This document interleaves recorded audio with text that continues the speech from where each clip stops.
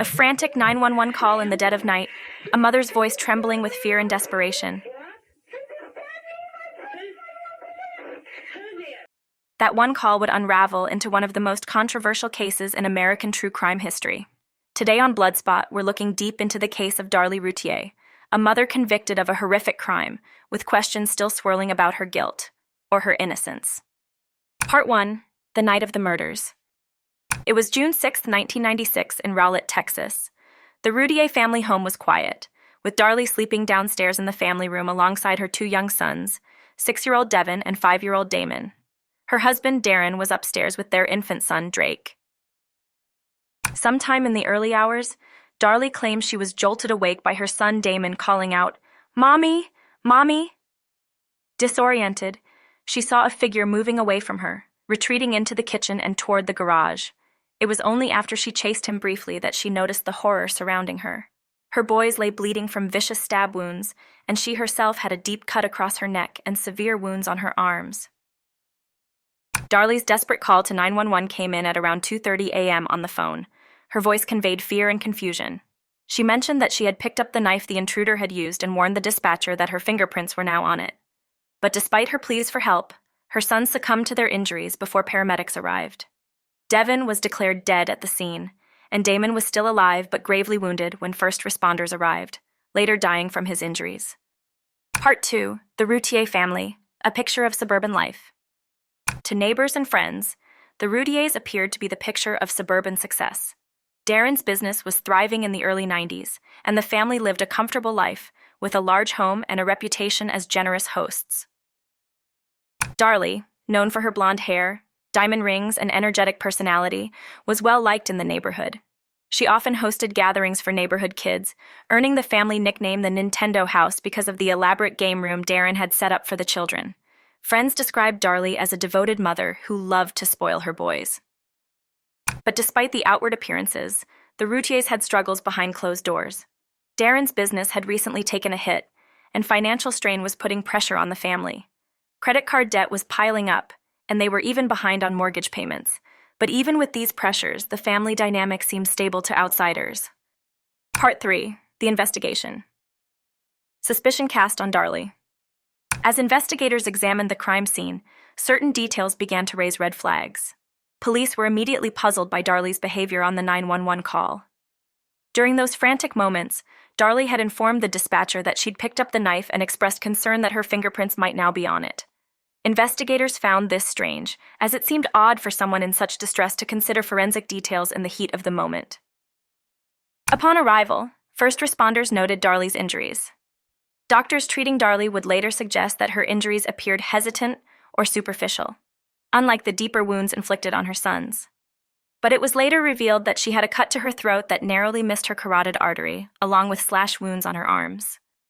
Another unusual aspect was the screen in the garage window.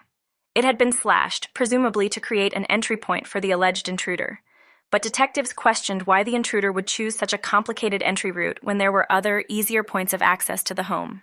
Moreover, forensic testing found that fibers from the cut window screen matched a bread knife found in Darlie's own kitchen, suggesting that the screen was sliced from the inside. In the kitchen, luminol testing revealed blood traces in the sink, which suggested someone had attempted to wash blood from their hands. Yet Darlie's account didn't mention standing by the sink during the attack.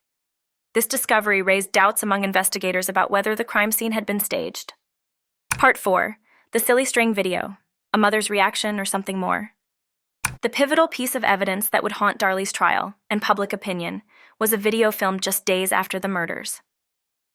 On what would have been Devin's 7th birthday, Darlie and her family visited his grave to celebrate his life. Family members gathered, and in what seemed like a surreal moment, Darlie pulled out a can of silly string and sprayed it over her son's grave while singing Happy Birthday. This footage, captured by a news crew, would later be used by the prosecution to paint her as a cold and unfeeling mother. In court, the prosecution argued that the silly string incident was proof that Darlie lacked remorse, that she had moved on far too quickly after the tragic death of her sons. The jury watched the video multiple times, seeing her smile and laugh, spraying silly string in what they were led to believe was a celebration rather than a tribute. But there was more to that day. Friends and family later explained that the silly string was Darlie's attempt to remember her son's birthday, the way he would have liked it. Celebratory, full of joy, not mournful. They noted that Darlie had spent most of that day at the cemetery, weeping and grieving with loved ones. However, that footage didn't make it into the courtroom. The prosecution's portrayal of Darlie as an uncaring mother solidified her image as a suspect. Part 5. The Trial, a Divisive Outcome. The trial against Darlie Routier began in 1997 and was marked by intense media scrutiny and a fierce prosecution. With no confession and no direct witnesses, the state's case relied heavily on circumstantial evidence, psychological profiling, and the infamous silly string video. Prosecutors argued that Darlie was a materialistic woman who felt burdened by financial strain and the pressures of motherhood. They suggested that she saw her children as obstacles, a theory that was only loosely supported by her diary entry, where she expressed feelings of hopelessness just weeks before the incident. In that entry, she wrote, "I hope one day you will forgive me for what I'm about to do," which the prosecution used to imply she'd planned harm. In addition to the silly string video, the prosecution highlighted the blood evidence. Blood spatter analysis on Darlie's nightshirt revealed tiny drops from the boys on her back, which they argued could have come from her raising a knife while standing over them. And the luminol testing in the sink suggested an attempt to clean up, a key point used to argue that the scene had been staged. However, Darlie's defense presented its own counter-arguments. Medical experts testified that her injuries, especially the cut to her throat, were not superficial, noting that the wound came within millimeters of a fatal blow. The defense also pointed to the sock found in the alley, covered in blood from both boys, located about 75 yards from the house. For Darlie to have planted it, she would have had to stab her children, run outside to leave the sock, and return, all without leaving a blood trail, an action that seemed implausible to her supporters. After a contentious trial, the jury convicted Darlie Routier of the murder of her son Damon. She was sentenced to death, a decision that sent shockwaves through the community. Many believed justice had been served, while others felt something about the case was deeply unsettling. Part 6. Doubts and New Evidence. Could she be innocent? In the years following her conviction, public opinion began to shift. Several forensic experts reviewed the case and suggested that key pieces of evidence might not conclusively prove her guilt. One of the most compelling questions revolves around the bloody fingerprint found on a glass table near the crime scene. This print did not match Darlie, Darren, her children, or any of the emergency responders. It remains unidentified and is a lingering question for those who doubt her guilt.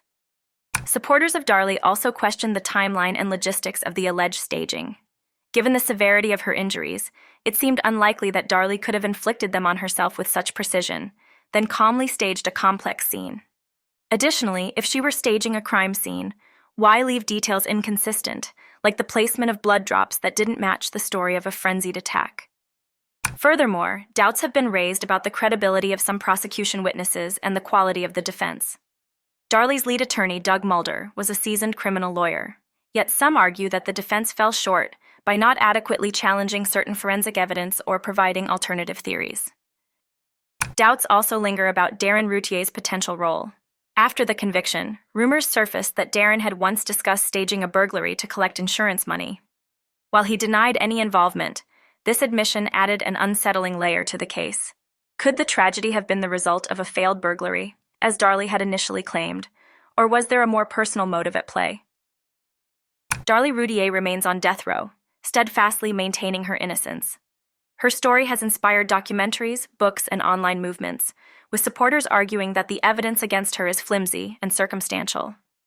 Despite multiple appeals, her conviction has not been overturned, and she continues to fight for a new trial. Was Darlie Routier a desperate mother who reached a breaking point, or a victim of a brutal invasion that ended in tragedy and misdirected blame? The case of Darlie Routier is one of those stories that keeps you questioning the truth, haunted by the lives lost and the mysteries that linger. Let us know your thoughts below. Do you believe justice was served, or is there a chance an innocent woman is behind bars? Don't forget to subscribe for more cases that delve into the mysteries of justice, truth, and the stories that keep us guessing.